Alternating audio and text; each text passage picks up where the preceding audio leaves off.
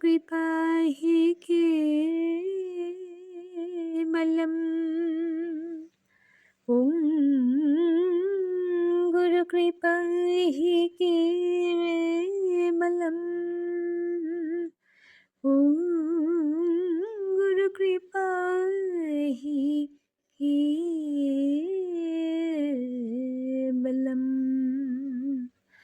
ॐ गुरुश्रीचरणशरणम्।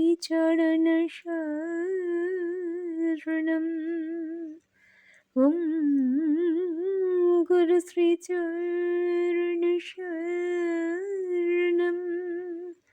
ॐ गुरुश्रीचरणशरणम्।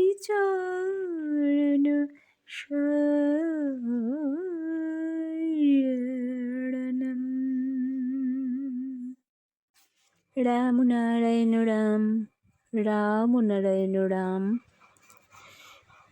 শুভ সূচনায় আমার পরমাধ্য ঠাকুর বাবার শ্রীপদ যুগলে জানাই শত সহস্র কোটি প্রণাম। সকল ভক্ত দর্শক ও শুভানুদায়ীগণের জন্য রইল আমার আন্তরিক ভালোবাসা ও বৈদিক সম্ভাষণ। রাম নারায়ণ রাম। আজকের এই পর্বে ঠাকুর বাবার জীবনের আরও একটি অলৌকিক কাহিনী নিয়ে তোমাদের সামনে উপস্থিত হয়েছি। চলো রোজকার মতো সকলে মিলে ভক্তি শ্রদ্ধা ও একাগ্রতার সঙ্গে তার লীলা সম্ভারে প্রবেশ করি। রাম নারায়ণ রাম। শিশু ঠাকুর কৃষ্ণনগরে ফিরে এসেছেন। সন্ধ্যার সময় অনেকেই কাছারি ঘরে এসে উপস্থিত হয়েছেন। তাদের মধ্যেই একজন প্রশ্ন করলেন, বাবা আমাদের কি হবে?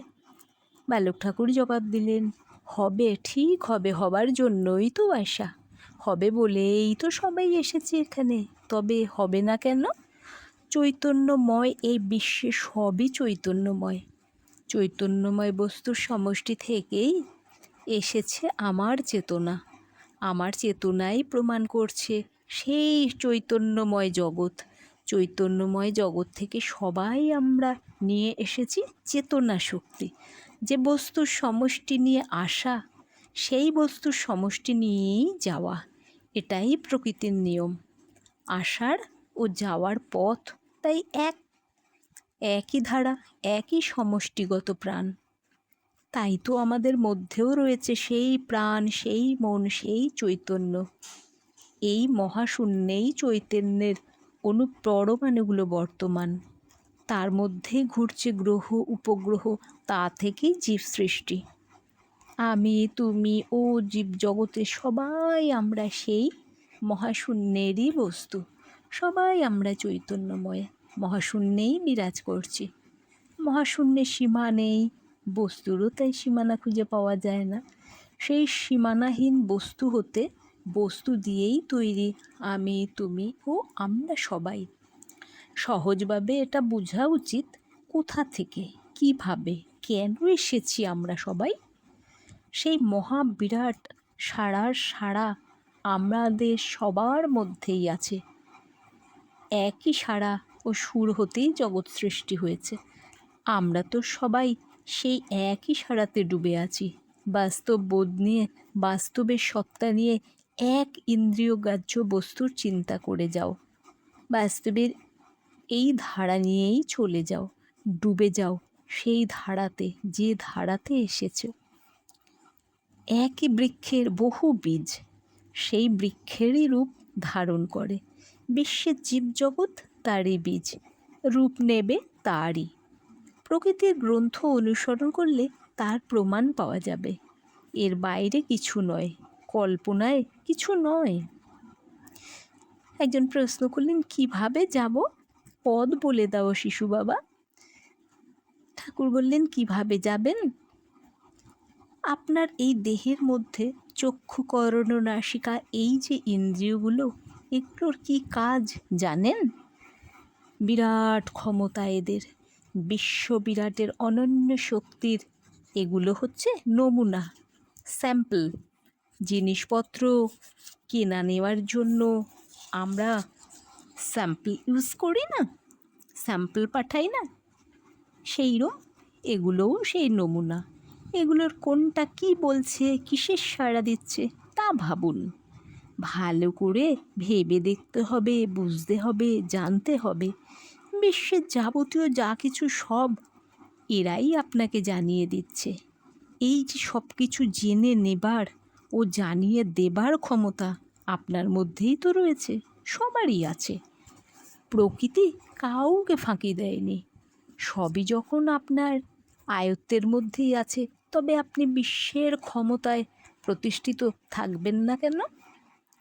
বাস্তব গ্রন্থের সাথে আপনার দেহগ্রন্থকে মিশিয়ে দিয়ে আপনি শুধু জেনে যান, বুঝে যান, তার মধ্যেই ডুবে যান, নিজের পড়াতেই নিজে ডুবে যান। তবেই এর সুর, তান, লয়, মাত্রা সব কিছু খুঁজে পাবেন। প্রকৃত রস আস্বাদন করতে পারবেন। ওটা কল্পনা নয়, স্বপ্নরাজ্যের কথাও নয়, বাস্তব জগতের বাস্তব সত্য ও জ্ঞানের কথা। বাস্তব সুর ধারার ভিতর দিয়ে সেই অনন্ত সুর ধারাকে কিভাবে ধরা যায়, এটা তারই কথা, এটাই সাধনা। এই যে সত্য, এটা উপলব্ধি করাই হলো ধর্মের সার কথা। ধর্মে তাই কোনো অনুষ্ঠান বা আড়ম্বরের প্রয়োজন হয় না, আশ্রম বা সন্ন্যাসের প্রয়োজন হয় না। সর্বভূতেই তো আশ্রম।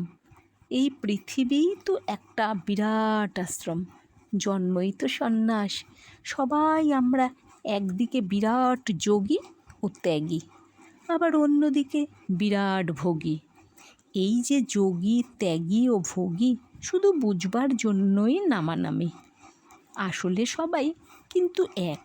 সবাই আমরা এক যোগাযোগেই আছি, তাই যোগী। এটাই শুধু বুঝতে হবে। ঠিকই বলেছ বাবু। তুমি ঠিক করে বলো তো, এই ভোগের মাঝে থেকেও কি তাকে পাবো? ঠাকুর বললেন, পথহারার বহু পথ। একবার যে দিক চিনতে পেরেছে তার জন্য কিন্তু একটাই পথ। এই যে নানা মতবাদ, এগুলো শেষ পরিণতি বিবাদ। এগুলো ভগবানকে জানার পথ নয়।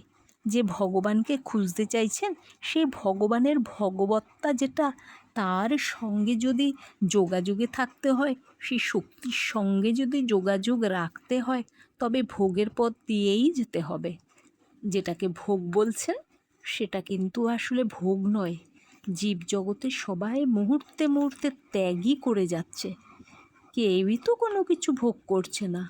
ক্ষুধা তো কারো মিটছে না। পৃথিবীতে কোনো জীবই ভোগ করতে আসেনি। ভোগ যেটাকে বলি, সেটা ত্যাগেরই সূচনা। দিনের পর দিন সব কিছু ত্যাগ করে করেই তো চলেছি মহাশ্মশানের দিকে। এই যে দেহ, এটাও একদিন ত্যাগ করতে হবে। মিশে যাব সবাই সেই ধারাতে, যে ধারাতে এসেছি। মৃত্যু যাকে বলা হয়, সেটাই তো শেষ নয়, পরিবর্তন মাত্র। সূর্যের যেমন উদয়ও নেই, অস্তও নেই। উদয় অস্ত শুধু ব্যবহারিক দিক থেকে নামকরণ মাত্র। জন্ম, মৃত্যু, উদয়, অস্ত তেমনি শুধু ব্যবহারিক নাম। যে সূর্য চিরকালই উদিত, তার আবার অস্ত কি? যার জন্ম হয়েছে, যা চিরকালই চলছে, তার আবার জন্ম মৃত্যু কি? শুধু পরিবর্তন। এই পরিবর্তনশীল জগতে শুধু পরিবর্তিত হচ্ছে। পরিবর্তনের মাঝে পরিবর্তিত হতে হতেই তো চলেছি সবাই বিরাটের দিকে। আমাদের জন্মও নেই, মৃত্যুও নেই। সবাই আমরা যান্ত্রিক, সবাই পথিক। সেদিনকার মতন বালক ঠাকুর সেখানেই শেষ করলেন। সকলে ভরপুর হয়ে বললেন, অনেক কিছু জ্ঞান অর্জন করলাম। এরপর পুজোর ছুটি এসে পড়েছে। ছুটিতে মামাবাড়ি দোগাছি গেছেন। পৈতৃক ভিটা মেদিনী মণ্ডল, যদিও মাইল দেড়েক দূরে। মামাবাড়িতে গিয়ে থাকতেন না, হয়তো বা মাঝে মধ্যে যেতেন, আবার দেখা সাক্ষাৎ করে সেই দিনই ফিরে আসতেন। মামাবাড়ির সঙ্গে যোগাযোগ বেশি ছিল বালকের। মামাবাড়ির মতন শেফালিদের বাড়িতেও পূজা হয়। ওদের অবস্থা বেশ ভালো। ঠাকুরকে পুজোর সময় আসতে অনুরোধ জানিয়েছে শেফা। সন্ধে বেলায় ঠাকুর কথা দিয়েছেন তিনি যাবেন ও আরতি করবেন। অষ্টমীর দিন সন্ধ্যাবেলায় গিয়ে পৌঁছলেন শেফালিদের বাড়ি। মামা বাড়ি থেকে বেশি দূর নয়, 5-10 মিনিটের পথ। তবে বিলে দেশ, তাই বর্ষার সময় নৌকা করে যেতে হয়। ঠাকুরের তখন লক্ষ লক্ষ শিষ্য। সাধারণ গুরুরা তাদের মান মর্যাদা বিসর্জন দিয়ে শিষ্য ভক্তদের সামনে ওইভাবে আরতি করতে রাজি হবেন কিনা সন্দেহ। কিন্তু ঠাকুরের স্বচ্ছ পবিত্র মনে কোনো দ্বিধাদ্বন্দ্ব নেই। সব বাড়িকেই তিনি আপন বাড়ি বলে মনে করেন এবং বাড়ির ছেলে যেভাবে নির্দ্বিধায় আরতি করতে নেমে যায়, তিনিও সেই রকম ধূপতি হাতে নেমে গেলেন আরতি করতে। এমন সুন্দর আরতির দোগাছিতে কেউ কোনো দিন দেখেনি। এত ধূপ দিয়েছেন যে ধূপের ধোঁয়ায় তাকে আর দেখা যাচ্ছে না, শুধু দেখা যাচ্ছে সুললিত ছন্দে আরতি নৃত্য, ঢাকের তালে তালে। সকলেই মুগ্ধ হয়ে আরতি দেখছে। অন্যেরা কি দেখছে বলেনি, কিন্তু শেফালি, তার মা এবং বাড়ির আরও 8-10 জন একই দৃশ্য দেখে অভিভূত হয়ে পড়েছে। কখনো দেখছে শিব ডমরু হাতে নৃত্য করছেন, কখনো দেখছে শঙ্খচক্র গদা পদ্মধারী চতুর্ভুজ নারায়ণ বাজনার তালে তালে নৃত্য করে চলেছেন। স্বপ্ন না সত্যি, দেখার জন্য একে অন্যকে জিজ্ঞাসা করে। সবাই তো একই কথা বলে, একই দৃশ্য দেখেছে। আজ এই পর্যন্তই। দেখা হচ্ছে তোমাদের সাথে পরবর্তী ভিডিওতে। তোমরা সকলে সুস্থ থেকো, ভালো থেকো, সুরক্ষিত থেকো। ঠাকুর বাবার আশীর্বাদে তোমরা আরও আরও জ্ঞানার্জন অর্জন করো। আমি যতটুকু পারবো তোমাদের কাছে নিয়ে উপস্থিত হব তার তত্ত্বাঞ্জলির ডালি। রাম নারায়ণ রাম, রাম নারায়ণ রাম।